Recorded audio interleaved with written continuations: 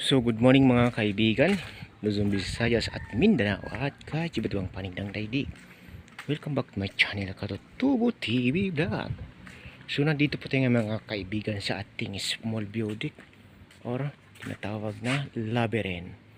So ang ating topic na naman ngayon or ang ating gagawin sa umagang ito ay ang pagdadamo, pagkukultivate, pagbabawas ng mga sanga ng bougainvillea na hindi kailangan sa paso. Ayan. At pagdadagdag ng lupa. Ayan. So yan po ang ating gagawin mga kaibigan. Tapusin lang po natin ang mga bougainvillea dito sa labyrinth or sa maliit na biotic. Para wala na po tayong gagawin dito. Doon naman po tayo sa lobby dito sa baba nitong labyrinth mga kaibigan. Sa mga bougainvillea din na nakalagay sa paso mga kaibigan. So uumpisahan na po natin mga kaibigan ang ating pagtatrabaho. So nalagyan na po natin ng lupa mga kaibigan yung ating mga paso dito sa labyrinth. So cultivate na lang po natin ito mga kaibigan. Maambo na naman po siya mga kaibigan. Pasabay itong ulan na ito mga kaibigan. Iba na siguro pag December na. Ayan. So maghalo sa lupa na bago.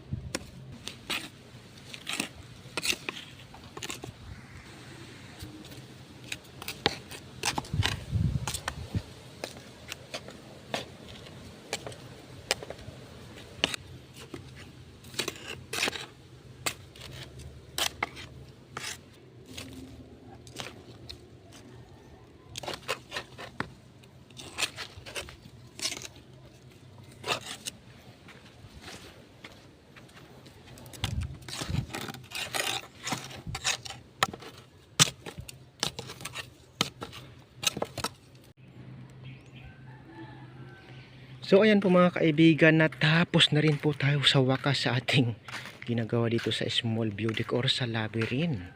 Sa mga bougainvillea po dito. Nalagyan na po natin ng lupa, na-cultivate ang lupa sa paso at natanggal na rin po natin ang mga sanga-sanga ng bougainvillea na hindi na kailangan ng kanyang katawan para hindi po maging sagabal.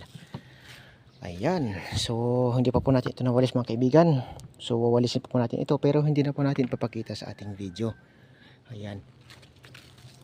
So okay na po lahat mga kaibigan, stable na po tayo. So doon na rin po tayo pupunta mga kaibigan sa bougainvillea po yung nasa labas. Yung sa pinakababa naman ho nitong labyrinth. Ayan. So thank you so much po sa inyo mga kaibigan. Kung nagustuhan po ninyo aking video, ay huwag po naman ninyong kalimutang mag-like, mag-share at higit sa lahat mag-subscribe para lagi pa rin po kayong updated sa mga susunod kong video na i-upload. Hanggang dito na lang mga kaibigan. God bless us all. Bye-bye. Chewing!